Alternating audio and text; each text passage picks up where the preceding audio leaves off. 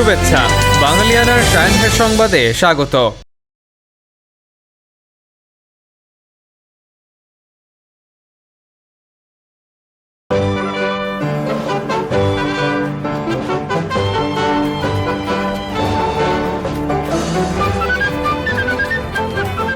পুরো বিজয়ের মাস জুড়ে দেখুন বাঙালিয়ানার বিশেষ আয়োজন। শুরুতেই শুনে নিচ্ছি সংবাদ শিরোনাম। ভারতের সংসদীয় কমিটি বলছে দেশটির জন্য বর্তমানের সবচেয়ে বড় কৌশলগত চ্যালেঞ্জ তৈরি করেছে বাংলাদেশের বর্তমান পরিস্থিতি, সতর্ক থাকার পরামর্শ। মুক্তিযুদ্ধের উপসামরিক প্রধান এ.কে. খন্দকার মারা গেছেন। নৈরাজ্যী বিশৃঙ্খলার আগুনে জ্বলছে দেশ, সরকারি স্থাপনা সহ বিভিন্ন স্থানে আগুন, তালাবদ্ধ ঘরে পুড়ে শিশুর মৃত্যু। এবার অন্যান্য সংবাদের সঙ্গে বিস্তারিত।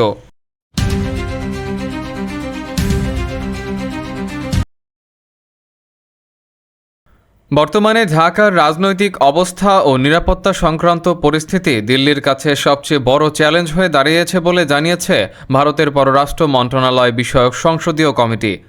কংগ্রেস এমপি শশী থারুরের নেতৃত্বাধীন ওই কমিটি এই বিষয়ে সংসদে একটি রিপোর্ট পেশ করেছে। সেখানে উল্লেখ করা হয়েছে বাংলাদেশের পরিস্থিতি ভারতের জন্য সবচেয়ে বড় স্ট্র্যাটেজিক বা কৌশলগত চ্যালেঞ্জ তৈরি করেছে। পাশাপাশি পার্লামেন্টে পেশ করা ওই রিপোর্টে বলা হয়েছে পরিস্থিতি সরাসরি বিশৃঙ্খলা ও নৈরাজ্যের দিকে হয়তো যাবে না, তবুও তা মোকাবিলার জন্য সতর্ক থাকা প্রয়োজন। প্রতিবেশী রাষ্ট্রের বিষয়ে ভারতের কৌশলগত পুনর্মূল্যায়ন করার সুপারিশও দিয়েছে শশী থারুরের নেতৃত্বাধীন ওই কমিটি। রিপোর্টে একদিকে যেমন ভারতের বাংলাদেশের সাবেক প্রধানমন্ত্রী শেখ হাসিনার অবস্থানকে মানবিকতার দৃষ্টিভঙ্গি থেকে নেওয়া সিদ্ধান্ত বলে উল্লেখ করা হয়েছে, তেমনি বাংলাদেশের অন্তর্বর্তী সরকারের সঙ্গে সম্পর্কের বিষয়ে নজর দেওয়ার কথাও বলা হয়েছে। ওই কমিটির রিপোর্টে জানানো হয়েছে বাংলাদেশের পরিস্থিতি তাৎক্ষণিকভাবে ভারতের জন্য অস্তিত্বের হুমকি নয়, কিন্তু সেটি আঞ্চলিক স্থিতিশীলতা এবং ভারতের প্রতিবেশী নীতির ওপর প্রভাব ফেলে এমন একটি গভীর দীর্ঘমেয়াদী কৌশলগত পরীক্ষার প্রতিনিধিত্ব করে। এতে বলা হয়েছে সাম্প্রতিক চ্যালেঞ্জটি গুরুতর, একটি প্রজন্মের বিচ্ছিন্নতা, রাজনৈতিক পট পরিবর্তন এবং একটি ভারতের সঙ্গে দূরত্ব তৈরি করার জন্য সম্ভাব্য কৌশলগত পুনর্বিন্যাস। এদিকে নয়াদিল্লির বাংলাদেশ দূতাবাস বলছে বাংলাদেশের অভ্যন্তরীণ পরিস্থিতি নিবিড়ভাবে পর্যবেক্ষণ করছে ভারত, তবে প্রতিবেশী দেশের অভ্যন্তরীণ ব্যাপারে জড়াবে না ভারত। 19 ডিসেম্বর দিল্লিস্থ বাংলাদেশের দূতাবাসের মুখপাত্রের দেওয়া বিবৃতিতে এমনটাই বলা হয়েছে। বিবৃতিতে বলা হয়, ভারত ও বাংলাদেশের ঊর্ধ্বতন কর্মকর্তারা জানেন বাংলাদেশের অভ্যন্তরীণ পরিস্থিতি ক্রমশ পরিবর্তন হচ্ছে, এর জন্য পুঙ্খানুপুঙ্খ ও নিরপেক্ষ বিশ্লেষণ প্রয়োজন।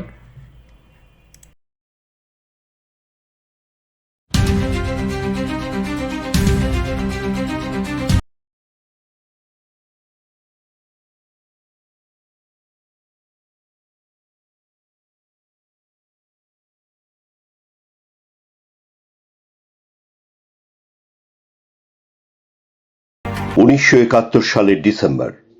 ধীরে ধীরে বৃদ্ধি পাচ্ছিল বাংলার মুক্তাঞ্চলের মানচিত্র।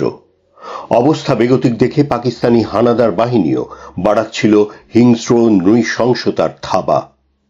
রক্তাক্ত সেই সময়েই অস্ফুটে বেজে চলছিল বিজয়ের গান। সারা বিশ্বের ইথারে ইথারে উচ্চারিত হচ্ছিল বজ্র নির্ঘোষে একটি নাম, যে নাম মাথা নত করতে জানে না। রক্ত স্নাত সে নাম বাংলাদেশ। বাংলার পূর্ণ বিজয়ের ক্ষণগণনায় আজ 20 ডিসেম্বর। এদিন যুদ্ধবন্দী পাকিস্তান সেনাবাহিনীর পূর্বাঞ্চলীয় কমান্ডের অধিনায়ক লেফটেন্যান্ট জেনারেল এ.কে. নিয়াজি এবং পূর্ব পাকিস্তানের গভর্নরের সামরিক উপদেষ্টা গণহত্যা ও পরিকল্পিত বুদ্ধিজীবী হত্যার মাস্টারমাইন্ড মেজর জেনারেল রাও ফরমান আলীকে বিশেষ বিমানযোগে ঢাকা থেকে কলকাতা নিয়ে যায় ভারতীয় সেনাবাহিনী। ভারতের ইস্টার্ন কমান্ডের মুখপাত্র জানান, গত রাত পর্যন্ত আটক পাকিস্তানি সৈন্য সংখ্যা দাঁড়িয়েছে 65,670 জন। এর সঙ্গে যোগ করতে হবে চট্টগ্রাম গ্যারিসনে আটক 8,000 সৈনিক। তাছাড়া পশ্চিম পাকিস্তানি আমলা, কর্মচারী, পুলিশ ইত্যাদির সংখ্যা হয়েছে 20,000। এদের এক মাসের মধ্যে ভারতে নিয়ে যাওয়া হবে। অর্থমন্ত্রী ক্যাপ্টেন মনসুর আলী কুষ্টিয়া ও যশোর সফর করে সাংবাদিকদের বলেন, দেশ মুক্ত করেই দায়িত্ব শেষ হয়ে যায়নি, দেশের জনগণের হাতে স্বাধীনতার সুফল পৌঁছে দিতে হবে। তিনি আরো বলেন, শিগগিরই দেশে শিল্প বাণিজ্য কার্যক্রম চালু হবে এবং তাতে দেশে স্থিতিশীলতা আসবে। তিনি কুষ্টিয়া যশোর এলাকায় ব্যাংকিং কার্যক্রমে সন্তোষ প্রকাশ করেন। বাংলাদেশে পরিচালিত গণহত্যা, অত্যাচার, নির্যাতনকারী পাকিস্তান সেনাবাহিনীর প্রধান রাজনৈতিক সহযোগী পাকিস্তান পিপলস পার্টির প্রধান জুলফিকার আলী ভুট্টো পাকিস্তানের প্রেসিডেন্ট হিসেবে শপথ গ্রহণ করেন। রাতে এক বেতার ভাষণে তিনি দম্ভ সহকারে বলেন, আমরা পূর্ব পাকিস্তান ফিরে পেতে লড়াই করব। প্রাক্তন প্রেসিডেন্ট ইয়াহিয়া খান, তার chief of staff general Abdul Hamid Khan এবং নিরাপত্তা সচিব মেজর জেনারেল গোলাম উমর খান সহ কয়েকজন পদস্থ পাকিস্তানি কর্মকর্তাকে সেনাবাহিনী থেকে অবসর দেয়া হয়। যুদ্ধজয়ী মুক্তিযোদ্ধারা মৌলভীবাজার সরকারি উচ্চ বিদ্যালয়ের মুক্তিযোদ্ধা ট্রানজিট ক্যাম্পে এসে জড়ো হয়ে নিজেদের ঘরে ফেরার প্রস্তুতি নিতে শুরু করেন। দুপুরে হঠাৎ বিকট শব্দে কেঁপে ওঠে শহর। রহস্যজনকভাবে ক্যাম্প মাঠে পরপর কয়েকটি বিস্ফোরণ ঘটে। দেশ স্বাধীনের মাত্র 4 দিন পর ক্যাম্পে অবস্থানরত অর্ধ শতাধিক মুক্তিযোদ্ধার দেহ ছিন্ন ভিন্ন হয়ে এদিকে সেদিকে ছিটকে পড়ে।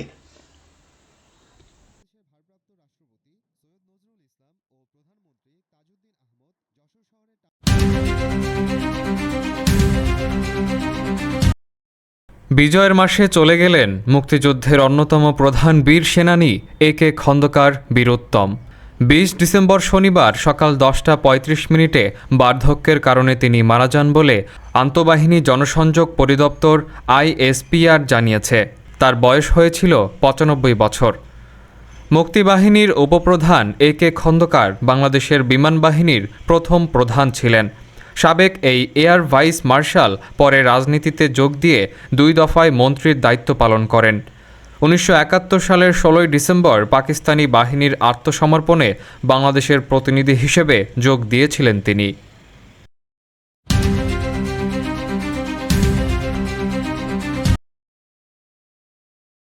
হাদির মৃত্যু ও তৎপরবর্তী মব সন্ত্রাসের জন্য সরকারকে দায়ী করেছে বিএনপি। পাশাপাশি সব পক্ষকে দায়িত্বশীলতার সঙ্গে ঐক্যবদ্ধ হয়ে কাজ করতে আহ্বান জানিয়েছে দলটি।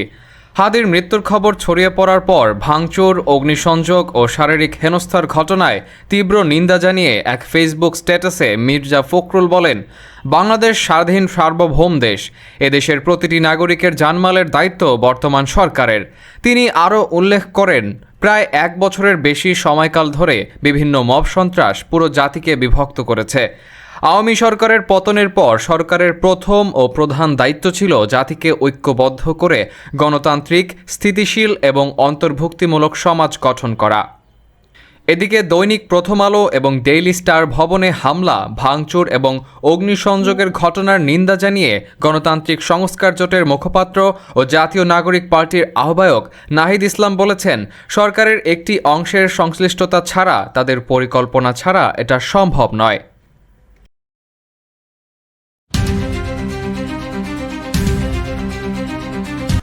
ইনকিলাব মঞ্চের মুখপাত্র শরীফ ওসমান হাদির জানাজার নামাজ অনুষ্ঠিত হয়েছে। 20 ডিসেম্বর দুপুর 2:30টায় জাতীয় সংসদের দক্ষিণ প্লাজায় হাজারো মানুষের উপস্থিতিতে ওসমান হাদির জানাজা অনুষ্ঠিত হয়। ইমামতি করেন তার বড় ভাই ডাক্তার মাওলানা আবু বকর সিদ্দিক। জানাজায় প্রধান উপদেষ্টা মোহাম্মদ ইউনুস, সেনাবাহিনী প্রধান জেনারেল ওয়াকারুজ্জামান সহ বিএনপি, জামায়াতে ইসলামী ও এনসিপি সহ বিভিন্ন রাজনৈতিক দলের শীর্ষ নেতারা উপস্থিত ছিলেন। এরপর ঢাকা বিশ্ববিদ্যালয় ক্যাম্পাসে নিয়ে যাওয়া হয় হাদির মরদেহ। সেখানে তাকে জাতীয় কবি কাজী নজরুল ইসলামের সমাধি প্রাঙ্গণে দাফন করা হয়।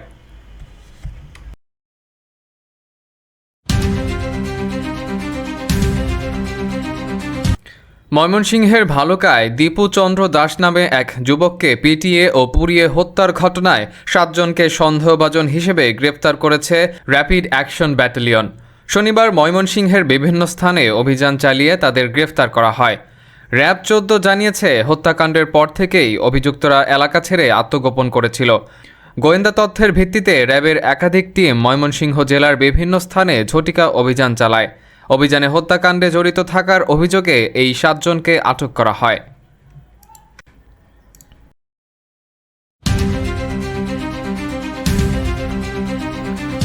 জাতীয় পার্টির একাংশের চেয়ারম্যান আনিসুল ইসলামের গ্রামের বাড়িতে আগুন দিয়েছে দুর্বৃত্তরা। ১৯ ডিসেম্বর শুক্রবার রাত ১:৩০টার দিকে চট্টগ্রামের হাটহাজারী উপজেলার গুমান মর্দন এলাকায় একদল দুর্বৃত্ত তার বাড়িতে অগ্নিসংযোগ করে বলে পুলিশের ভাষ্য। প্রত্যক্ষদর্শীদের বরাতে পুলিশ বলেছে, রাতে মোটরসাইকেল, হাইস গাড়ি এবং হেঁটে কিছু মানুষ সাবেক মন্ত্রী আনিসুলের বাড়িতে আসে। এরপর তারা ভাঙচুর চালানোর পাশাপাশি অগ্নিসংযোগ করে।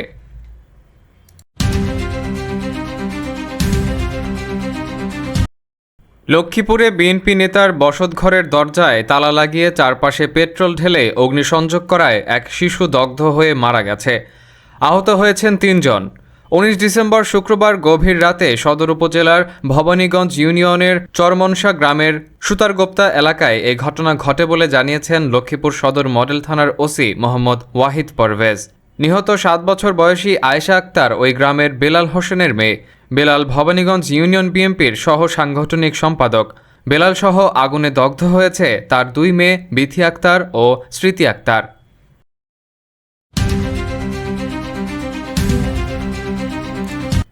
কুষ্টিয়ার জেলা নির্বাচন অফিসের স্টোর রুমে আগুন দিয়েছে দুর্বৃত্তরা। এতে সংরক্ষিত কিছু গুরুত্বপূর্ণ নথিপত্র পুড়ে গেছে। ২০ ডিসেম্বর ভোররাত থেকে সকাল ৯টার মধ্যে যে কোনো সময় এই ঘটনা ঘটেছে বলে ধারণা পুলিশের।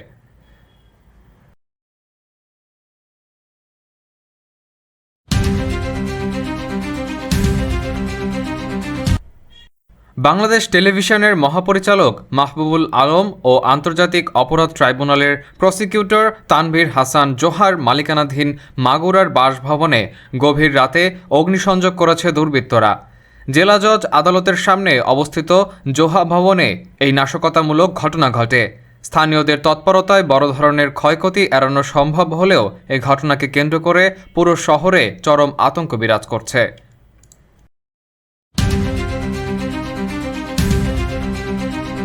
ভারতের আসাম রাজ্যের হোজাই জেলায় এক মর্মান্তিক ট্রেন দুর্ঘটনায় প্রাণ হারালো ৭টি বন্য হাতি। ১৯ ডিসেম্বর শুক্রবার দিবাগত গভীর রাতে সাইরাং নয়াদিল্লি রাজধানী এক্সপ্রেসের সঙ্গে হাতির পালের এই ভয়াবহ সংঘর্ষ ঘটে। দুর্ঘটনায় একটি হাতি গুরুতর জখম হয়েছে, যার অবস্থা বর্তমানে আশঙ্কাজনক।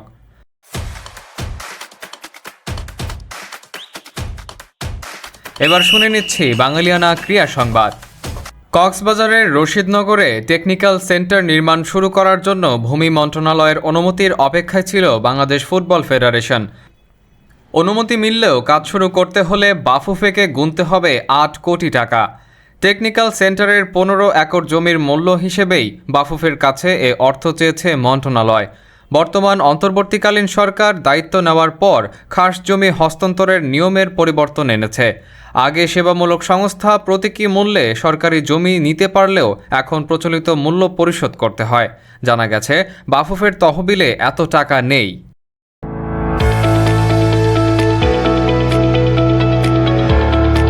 এবার শুনে নিচ্ছি বাঙালিয়ানা বাণিজ্য সংবাদ।